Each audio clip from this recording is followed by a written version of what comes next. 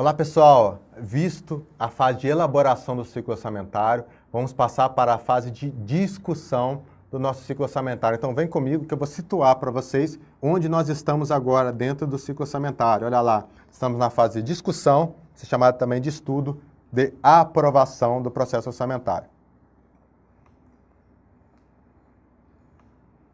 Bom, já vimos esse dispositivo em alguns momentos, mas é a hora da gente fazer o destaque porque é aqui que está o nosso Congresso Nacional, aqui que está o Poder Legislativo. Então, os projetos de lei relativos ao PPA, LDO e orçamento anual e aos créditos adicionais, ou seja, projetos que fazem alterações naqueles instrumentos, serão apreciados pelas duas casas do Congresso Nacional na forma do regimento comum. Eu coloquei aqui o Poder Legislativo. Para quem não sabe, aqui fica a Câmara dos Deputados, virada para cima, virada para baixo aqui é o Senado Federal. Esse aí é o Palácio do Congresso Nacional. Na forma do regimento comum, é o regimento comum do Congresso Nacional, que regula o funcionamento do Congresso Nacional, quando é que um deputado pode apresentar proposições, como é que são as sessões, etc. Não precisa saber detalhes sobre o regimento comum, só saber que é na forma desse regimento. E duas casas do Congresso Nacional, você tem que ter atenção, no âmbito federal funciona dessa forma, não é só no Senado Federal e não é só na Câmara dos Deputados, as questões de prova podem te confundir nesse sentido. São as duas casas do Congresso Nacional. E aqui, eu acrescento com um dispositivo novo, que ele diz o seguinte, ó, lá da Constituição Federal: cabe ao Congresso Nacional, com a sanção do Presidente da República, ou seja, o Congresso Nacional vai aprovar e vai devolver para a sanção do Presidente da República, dispor sobre todas as matérias de competência da União, especialmente sobre... E aqui a gente vai destacar, são muitas competências do Congresso Nacional, na qual cabe sanção do Presidente, vou destacar as que interessam aqui para o nosso conteúdo, ó. O Plano Plurianual, Diretrizes Orçamentárias e Orçamento Anual, que é o que a gente vem estudando, e o outro inciso fala de planos e programas nacionais, regionais e setoriais de desenvolvimento. A gente chegou a mencionar também quando estava estudando o Plano Plurianual. Então veja que isso cabe ao Congresso Nacional dispor sobre os assuntos, discutir esses assuntos, aprovar esses assuntos e depois enviar para a sanção. Então aqui eu destaco aqui o Congresso Nacional como ator principal nessa fase de discussão do ciclo orçamentário. Bom, falar agora da Comissão Mista de Orçamentos, Comissão Mista de Planos, Orçamentos Públicos e Fiscalização. Então, para vocês entenderem, bom, foi feita a fase de elaboração lá no âmbito do Poder Executivo, com participação da Secretaria de Orçamento Federal, Ministério do Planejamento, dentro do Poder Executivo, e o Poder Executivo enviou o projeto de lei orçamentária até o dia 31 de agosto. Feito esse envio, ele é recebido lá pelo Congresso Nacional. Até como curiosidade, para você, ajuda você também a guardar, quando eu saí da SOF, eu fui trabalhar no Congresso Nacional e eu fui nomeado lá em agosto, comecei a trabalhar em agosto. Então, com o início de setembro, eu recebi a própria lei orçamentária lá no Congresso Nacional, que eu tinha recém-elaborado, e outros créditos adicionais também. Então foi bastante legal, uma experiência muito boa. Apesar de ter ficado só 5 meses como técnico do Senado, de agosto até janeiro, foram bastante intensos, que foram exatamente trabalhando diretamente no Congresso Nacional e diretamente com a CMO. Então foi uma experiência muito boa de ver um ciclo orçamentário, a fase de discussão por dentro também. Então foi recebida na Secretaria do Congresso Nacional e vai diretamente para a Comissão Mista de Orçamento, que eu vou chamar só de Comissão Mista de Orçamento, até o nome mais completo que a gente viu aqui, a gente costuma chamar carinhosamente de CMO. E essas atribuições da CMO que a gente vai ver agora. É uma comissão grande, é uma comissão permanente, composta de deputados e senadores, não é só de senadores e nem é só de deputados. E é uma comissão grande. Então, para que tem essa comissão? Aqui um projeto de instrumento de planejamento e orçamento não vai direto para o plenário. Imaginem para o plenário do Congresso Nacional, com 513 deputados e 81 senadores, todo mundo querendo discutir ao mesmo tempo. Vai para a CMO tem diversas regras internas, tem relator da receita, relator de despesa, relator para cada setor da economia em que é dividido a lei orçamentária anual e a partir daí discutir dentro da CMO. Mesmo assim, já é uma quantidade significativa de membros. Então vamos ver a parte constitucional, quais são as atribuições aqui da CMO. Comissão Mista de Planos, Orçamentos Públicos e Fiscalização, você pega a primeira letra de cada um, seria a sigla oficial, mas todo mundo fala CMO. Aqui o desenho aqui da CMO, para você ter uma ideia do tamanho dela. Aqui na frente é onde fica o presidente, fica o relator, e a partir daqui fica os parlamentares, senadores e deputados. Então, segundo a Constituição, cabe à Comissão Mista Permanente de Senadores e Deputados, ou seja, cabe à CMO, examinar e emitir parecer sobre os projetos relativos ao PPA, LDO e LOA. Então, cabe à CMO examinar e também emitir parecer. Para quem está mais adiantado, já estudou para concurso de tribunal, sabe que os tribunais, como o TCU, eles emitem um parecer prévio, né, sobre as contas do presidente da República. A gente vai falar aqui. A CMO ela não trata de pareceres prévios, não. Ela faz o parecer. A gente poderia chamar de parecer prévio, parecer definitivo, mas o nome correto é somente parecer. Então, ela vai emitir parecer sobre os projetos enviados ao PPO, LDO, LOA e créditos adicionais. Aqui não tem nada a ver com o TCU, eu só falei a parte do parecer. O que tem a ver com o TCU, na verdade, é essa aqui, ó. A Comissão Mista Permanente de Senadores e Deputados examina e emite parecer sobre as contas apresentadas anualmente pelo Presidente da República. Então, cabe ao Congresso Nacional o julgamento das contas do Presidente da República. Aqui fica melhor para enquadrar o TCU nessa situação. O TCU, segundo a Constituição, é um órgão que auxilia o Congresso Nacional e ele vai emitir um parecer prévio. Mas o parecer prévio, que não vincula a comissão mista, nem vincula o plenário, a comissão mista emite o parecer. O parecer que vai ser votado depois no plenário é o parecer da comissão mista. Mas o que interessa para a gente nesse momento, ó, ela vai examinar e emitir parecer sobre projetos relativos PPL, DLO e créditos adicionais, e é o que a gente vem estudando o nosso tempo todo, sobre as contas apresentadas anualmente pelo Presidente da República, e também examinar e emitir parecer sobre os planos e programas nacionais, regionais e setoriais previstos nesta Constituição, que a gente já comentou também algumas vezes. Então, são 3 atribuições importantíssimas da CMO. E, finalmente, também, aqui já não é examinar e emitir parecer, vem só como exercer o acompanhamento e a fiscalização orçamentária. Então, por isso que ela chama Comissão Mista de Planos, Orçamentos Públicos e Fiscalização. Então, ela vai fazer o acompanhamento e fiscalização orçamentária sem prejuízo da atuação das demais comissões do Congresso Nacional e de suas casas criadas de acordo com a Constituição Federal. O que isso significa? Sem prejuízo. Quer dizer que a comissão mista vai fazer esse acompanhamento, vai fazer essa fiscalização, mas sem atrapalhar as demais atribuições do Congresso Nacional ou de cada uma das casas do Poder Legislativo, da Câmara dos Deputados e do Senado Federal. Ela vai acompanhar e fiscalizar, mas cada um das comissões dentro dos seus âmbitos também tem as suas atribuições e a comissão mista não vai atrapalhar essa atribuição. Ela vai ter essa atribuição sem prejuízo da atuação das demais.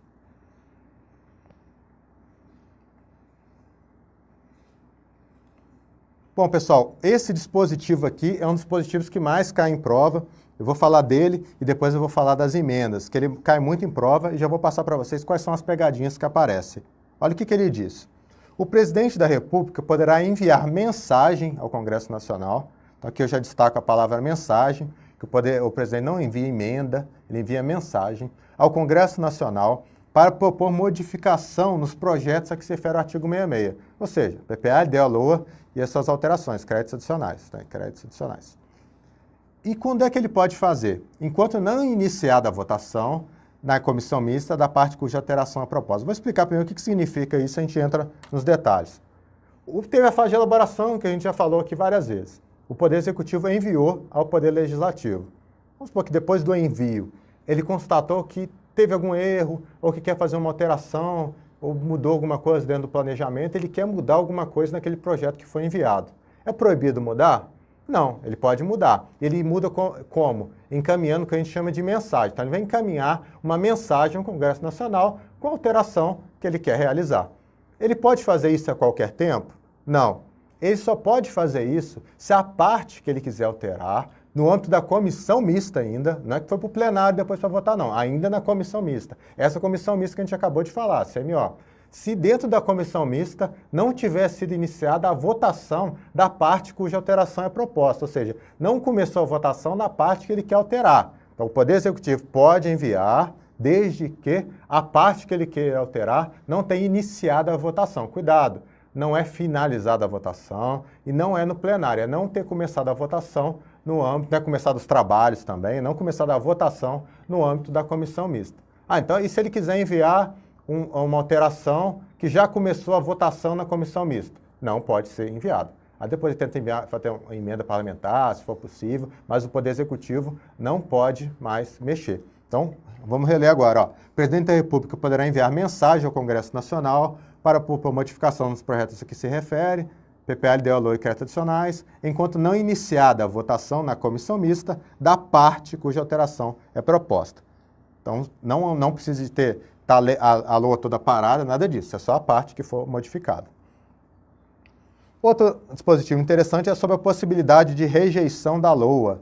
Bom, o que tem lá na Constituição, que até é um outro assunto, geralmente estudado dentro de créditos adicionais, mas é onde a gente acha a palavra rejeição. Olha lá, os recursos que em decorrência de veto, a gente vai ver o que é um veto mais para frente ainda na fase de discussão, emenda, vai ser o nosso próximo slide, ou rejeição. Então veja aqui que está falando de rejeição, do projeto de lei orçamentária anual. Significa que, se a gente está falando de recursos que têm rejeição, ficarão sem despesas correspondentes, poderão ser usados, e aí o dispositivo segue. Mas veja que ele fala em um determinado momento de rejeição da LOA. Então entende-se que a LOA, no âmbito dentro dos instrumentos de planejamento e orçamento, que a LOA pode ser rejeitada, por previsão constitucional. Que seria rejeitada é ser enviada à LOA e ela ser totalmente devolvida por considerar que ela seja inadequada, por exemplo. Isso seria uma rejeição. O mesmo não se aplica ao PPA e à LDO.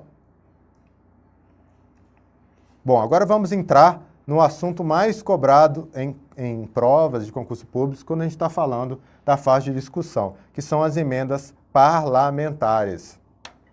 Bom, o que é uma emenda parlamentar? A gente falou várias vezes de emendas. O que é emenda parlamentar? A emenda parlamentar é uma prerrogativa constitucional que vai ter o congressista, o deputado ou senador, para alterar a lei orçamentária anual, para fazer uma adequação que ele julgar necessária na lei orçamentária anual, que muitas vezes é para atender às suas bases eleitorais. Ele está mais próximo das suas bases, sabe as necessidades e vai querer fazer uma alteração para que ele tenha uma emenda de atender às suas bases eleitorais e nesse aspecto não há nada de errado nisso. É geralmente o procedimento que o parlamentar faz para atender, conseguir conquistar e no futuro conseguir ser eleito novamente. Mas essa emenda ela não pode ser indiscriminada. Ela deve seguir diversas regras para que aconteça naquele projeto que foi enviado ao poder, do Poder Executivo ao Poder Legislativo. Então, começando aqui, falando sobre emendas parlamentares, olha lá. Serão apresentadas na comissão mista, aquela mesma comissão mista, a CMO, que a gente já vem falando com vocês. Ó. Ela vai também emitir parecer e depois vão ser apreciadas na forma regimental, na forma do regimento interno, no regimento comum, no caso, né, que a gente está falando do Congresso Nacional, pelo plenário das duas casas do Congresso Nacional. Então, o caminho das emendas é um caminho semelhante ao dos instrumentos de planejamento e orçamento. A primeira regra que a gente vai falar são as emendas ao projeto da Lei de Diretrizes Orçamentárias. Não tem na Constituição o regramento geral sobre emendas ao PPA. Mas ao LDO, sim. PLDO é porque eu falo projeto da Lei de Diretrizes Orçamentárias, PLDO. Não poderão ser aprovadas quando incompatíveis com o PPA. A gente sabe qual que é a sequência na elaboração do ordenamento jurídico, né? Qual que é a gente pode dizer assim, a grosso modo, quem é superior, quem dá ordens para quem. A gente tem o PPA, que é aquele de duração de 4 anos, que é mais estratégico.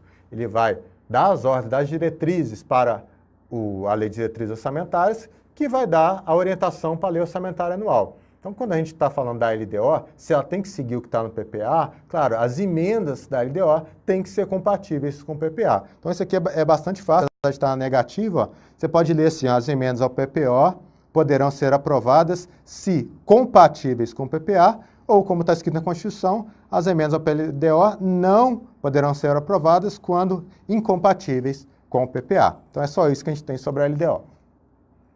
E a LOA? As emendas ao PLOA, o Projeto de Lei Orçamentária Anual, ou os projetos que o modifiquem. Somente podem ser aprovadas caso. A primeira é bastante fácil, ó, seja compatíveis com o PPA e com a LDO. A gente falou aqui que as emendas da LDO têm que ser compatíveis com o PPA. E a LOA, que foi orientada pela LDO, que foi orientada pelo PPA, tem que ser compatível com os seus dois antecessores. Então, a emenda à Lei Orçamentária Anual tem que ser compatível com o PPA e com a LDO. Aí, tranquilo. E esse aqui é o inciso que mais cai em prova, porque ele diz o seguinte, olha lá. Se o parlamentar quiser apresentar emendas ao PLOA, ele tem que indicar os recursos necessários. De onde? Admitidos apenas os provenientes de anulação de despesas, excluídas as que incitam sobre, e a gente vai ver a seção. Por que fica mais difícil esse dispositivo?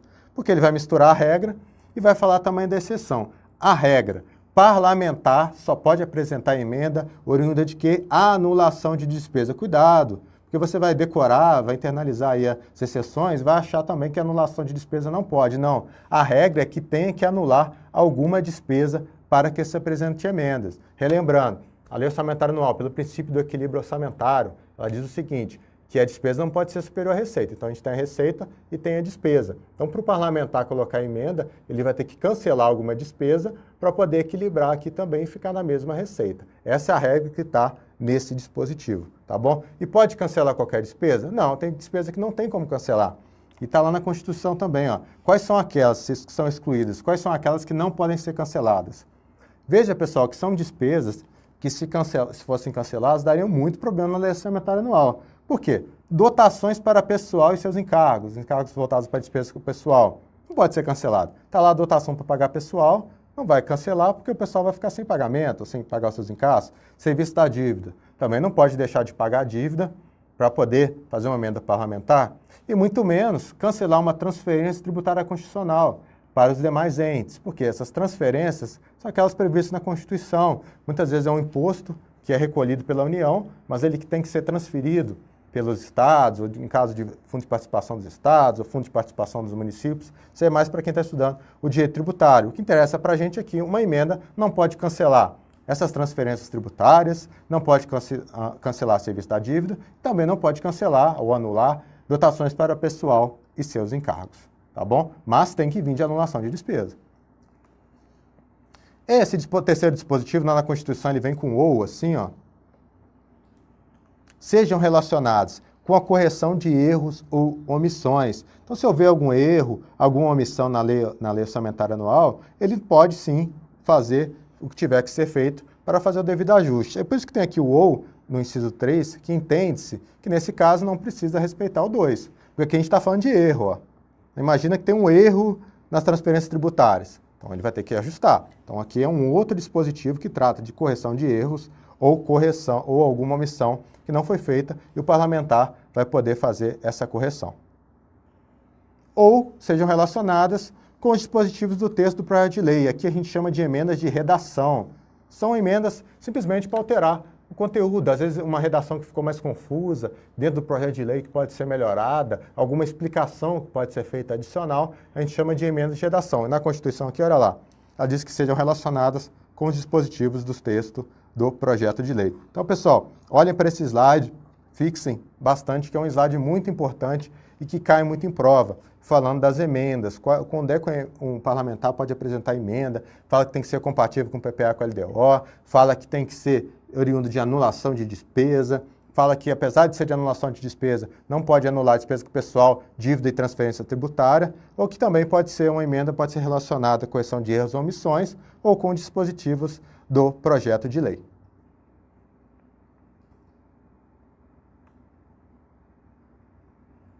E aqui, pessoal, lá na Lei 4.320, a gente tem alguma coisa também falando de emendas. Então, para a gente não ser surpreendido, a gente tem que dar uma olhada também. O que se diz lá? O principal está na Constituição Federal, mas na Lei 4.320, ó, também tem vedações. Não se admitirão emendas ao projeto da LOA que visem a alterar a dotação solicitada para despesa de custeio, salvo quando provada, nesse ponto, a inexatidão da proposta. Como disse, o principal que está na Constituição. Mas se for escolher um principal da Lei 4.320, eu destaco logo esse primeiro aqui. Por quê? Porque é o que tem exceção. Porque quando tem exceção, facilita muito para o examinador fazer a questão, fazer uma alternativa de hipótese. Então, assim, veja, não pode ter emenda, não pode haver emenda que visem a alterar a dotação solicitada para despesa de custeio. É isso que está escrito lá na Lei 4.320. Não pode. Salvo, ou seja, uma exceção, quando provada nesse ponto, a inexatidão da proposta. Veja aqui que não é algo tão complicado de acontecer. Basta que seja provado. É provado que uma determinada custeia não está exata, né, e é muito difícil realmente uma despesa de custeio vir exata, sempre pode ter alguma falha, sempre, apesar da despesa ser fixada, uma despesa de custeio como um todo, na verdade é uma previsão. Né? Imagina uma conta de luz. Não dá para saber exatamente quanto vai ser fixada na LOA, mas na verdade ela não vai ter uma exatidão. Então, se uma parlamentar quiser alterar uma despesa de custeio, desde que cumpra as demais regras na Constituição Federal, basta provar a inexatidão da proposta. Se a proposta for exata, não pode ter alteração. Esse é o que eu considero mais importante dos quatro que eu vou passar para vocês aqui. Também não pode conceder dotação para o início de obra cujo projeto não esteja aprovado pelos órgãos competentes. Então, se o projeto da obra não foi aprovado, então não vai ter uma emenda concedendo a dotação, como se o projeto não existisse ainda. Não foi aprovado.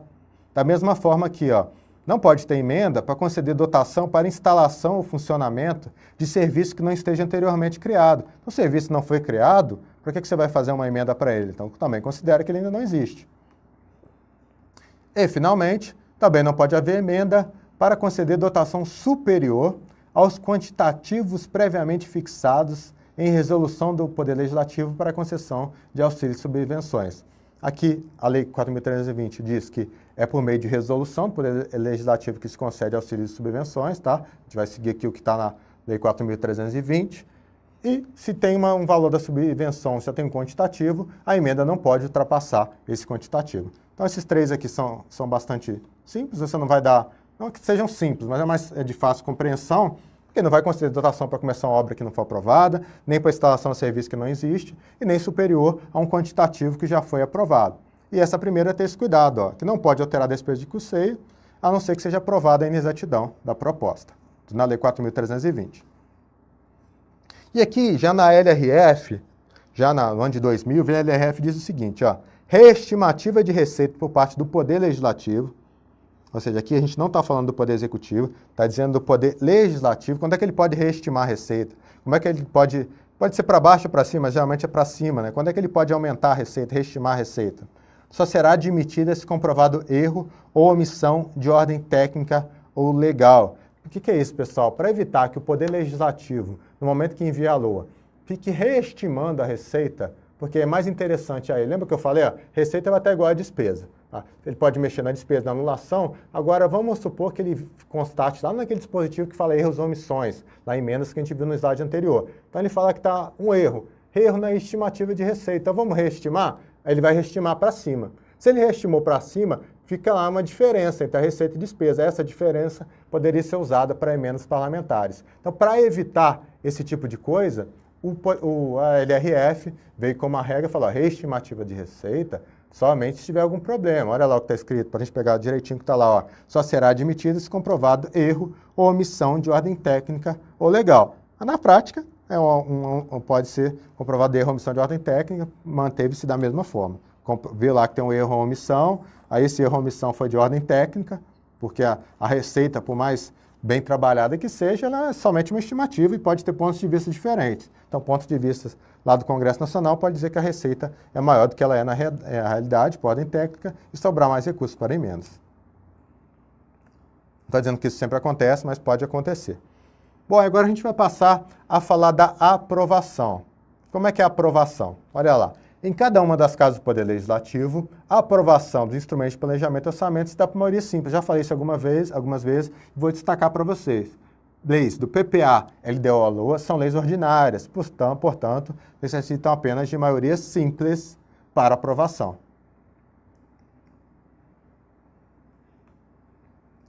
A sessão legislativa não será interrompida sem a aprovação do PLDO. Tal regra não se aplica ao PLOA e ao PPA, o Projeto de Lei do Plano Plurianual. Já comentei com vocês, mas aqui eu vou dar destaque, isso cai muito em prova. A sessão legislativa não será interrompida sem aprovação do PLDO.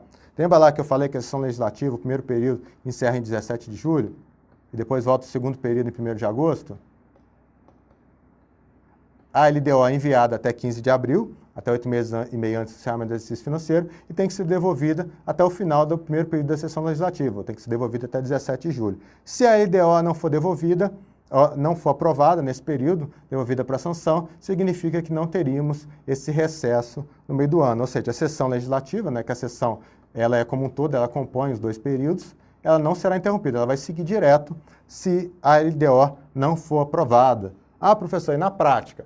Na prática, os parlamentares, de modo geral, eles se esforçam para aprovar o projeto da LDO no prazo. Tá? Geralmente, um ano ou outro para trás aí não aconteceu, mas se esforçam para aprovar no prazo. Não aprovando no prazo, na prática, o que acontece? Eles pegam essas 2 semanas e não marcam a sessão.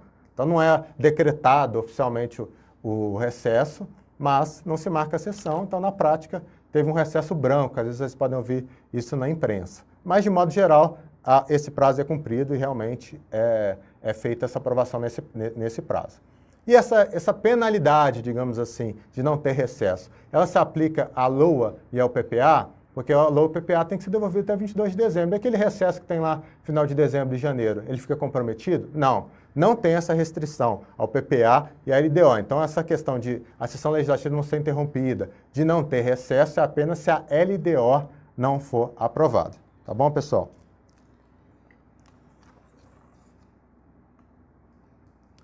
E a gente viu várias regras aqui específicas, viu sobre emendas, viu sobre comissão mista, viu muita coisa específica dentro do ciclo orçamentário.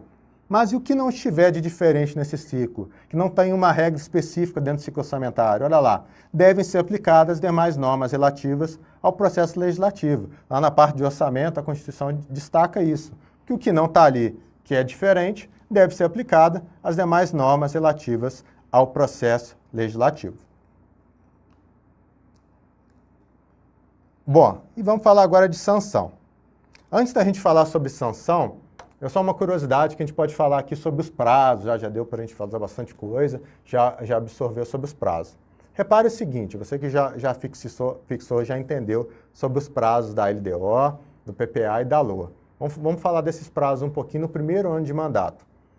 Lembra que eu estou falando aqui o tempo todo que o PPA deve orientar a LDO? Só que o que acontece? No primeiro ano de mandato, a LDO é enviada antes do PPA.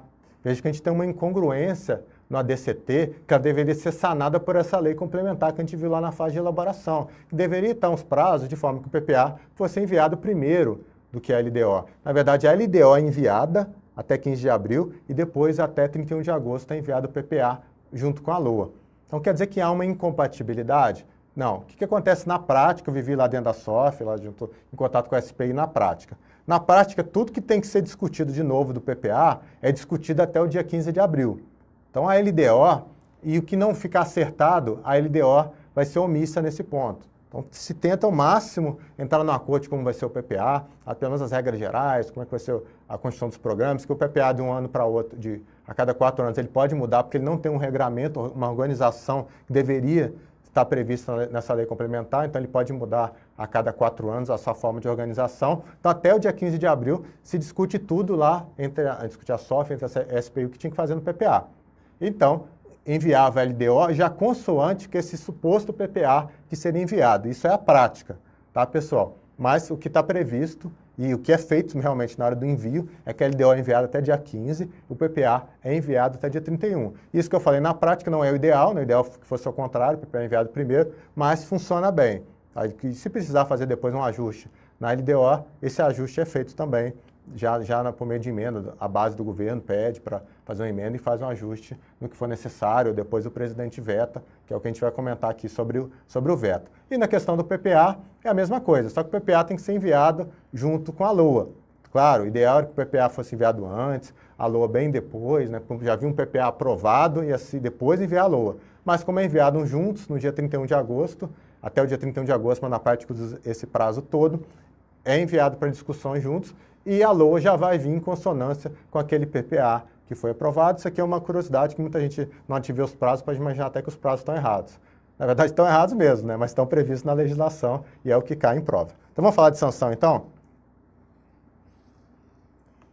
O que é a sanção? Bom, a gente viu que na fase de discussão, compete ao Congresso Nacional dispor sobre o instrumento de planejamento e orçamento, depois ele tem que enviar a sanção do Poder Executivo. Sanção é a quiescência do Executivo, olha lá na tela, com o que foi aprovado no Legislativo, ou seja, é a concordância do Executivo com o que foi aprovado no Legislativo.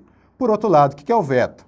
O veto seria a discordância do Executivo com o que foi aprovado no Legislativo. Quando a gente fala sanção e veto, a gente está falando aqui de todas as leis e a gente está dando destaque aqui no nosso âmbito do ciclo orçamentário. O veto ele ocorre quando? Quando o titular do Executivo, o Presidente da República, no âmbito federal, considera o projeto inconstitucional ou contrário ao interesse público. Então, vai se aplicar sempre. Vetou uma parte da lei ou uma lei como um todo, ele vai vetar porque ele considera inconstitucional.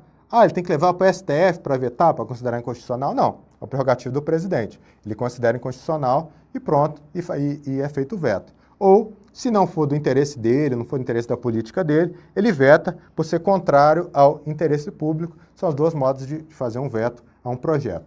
E esse veto, ele pode ser parcial ou total. Total, é claro, quando se veta o projeto inteiro. E parcial é quando se veta um dispositivo, alguns dispositivos, o que não seja a totalidade do projeto. No âmbito aqui dos nossos instrumentos de planejamento e orçamento, o que ocorre geralmente é a sanção com vetos parciais. Como ele é enviado pelo próprio Poder Executivo, quando ele retorna, pode ser que tenha muitas emendas que o Poder Executivo não concorde. Então, ele faz um veto, ele sanciona boa parte da lei e faz um veto parcial. E como qualquer lei, depois o veto é apreciado pelo Congresso Nacional, mas aqui a gente não é assunto da nossa aula de como é feita essa apreciação. Só entender o que é sanção e o que é veto. E finalizar esse conteúdo, a gente tem que entender o seguinte: o que acontece se o PELOA não for devolvida para a sanção? Bom, lembra que a gente falou do envio da LOA. Se a LOA não é enviada, o que diz a Lei 4.320? Não é enviada. O Poder Executivo não enviou a LOA no prazo. Considera a LOA vigente. Esse é o Poder Legislativo considerando a LOA que não foi enviada pelo Poder Executivo. Considera a LOA vigente. Por quê? Porque o projeto não foi enviado, então ele não pode considerar o projeto. Agora, o contrário. Se quem segura o projeto é o Poder Legislativo e não envia ao Poder Executivo. Então já existe um projeto. Então não precisa considerar a LOA vigente, que o projeto já existe. O que vai acontecer? Se não for sancionado no prazo, se não for, o Poder Legislativo não cumprir seus planos orçamentários e começar o ano seguinte, começar o exercício financeiro, alguma coisa daquele projeto pode ser executada? Pode. E como que vai funcionar? Quem traz isso é a LDO, porque como não está previsto em lugar nenhum, a LDO de cada ano vai trazer as regras. Então essas regras podem sofrer algumas alterações, mas a regra geral para despesas inadiáveis é essa aqui, ó, é a regra de 1/12 multiplicado pelos meses decorridos. Como que funciona isso? Imagine que essa fase de discussão demorou muito, atrasou muito, e o projeto foi sancionado no final de março. A 31 de março foi sancionado. Então significa o quê? Que passaram 3 meses. Esses 3 meses, cada mês vai ser 1/12. Então a gente vai ter 1/12, 1/12, 1/12. Então o projeto vai poder ser executado na base de 3/12. Então o projeto não fica parado para as despesas inadiáveis e vai ser executado de acordo com os meses. Supondo que foi sancionado dia 1º de fevereiro, então só passou o mês de janeiro. Então, no mês de janeiro, pode ser executado na fase de 1/12, porque só passou um mês. O 12 é justamente o número de meses do ano e o numerador seria o mês que foram decorridos. Tá bom, pessoal? Isso para despesas inadiáveis é uma regra geral que a LDO traz todo ano, mas aí tem regras específicas, porque investimentos, por exemplo, não vai poder ser executado nenhum. Algumas despesas podem ser executadas totalmente. Vamos dar um exemplo aqui. Bolsa de estudo. O bolsa de estudo não pode deixar de pagar, então vai lá e paga a bolsa de estudo, independente dessa regra do 1/12. Só um exemplo que eu estou dando para vocês, isso varia de cada ano, mas você tem que saber como regra geral, a LDO diz que se não for devolvido, usa-se a regra do 1/12, ou seja, multiplica-se 1/12 por número de meses decorridos até que finalmente ocorra a sanção. Ocorrer a sanção, aí é normalmente a lei orçamentária anual para aquele exercício financeiro, tá bom? Então, relendo aqui, eu já expliquei para vocês, na devolução do PELOA para a sanção, previsto na LDO a cada ano, 1/12 multiplicado pelos meses decorridos para despesas inadiáveis, é uma regra geral, mas a LDO vai ser bem específica, mas o que cai na prova é isso. Bom, pessoal, deixo aqui vocês olhando aqui um pouquinho para a tela, para que vocês me adicionem lá, curtam a minha página lá no Facebook, que eu estou colocando lá dicas diárias sobre a nossa matéria, coloco questões e o pessoal participa tentando resolver. Então, recomendo que vocês me acompanhem lá no Facebook, www.facebook.com/SérgioMendesAfo. Vocês encontram lá e podem curtir a minha página. Tá certo, pessoal? Essa foi a fase de discussão, uma das fases mais importantes no âmbito do ciclo orçamentário quando a gente fala em termos de provas de concurso público. Tá certo, pessoal? Até mais, até o nosso próximo encontro.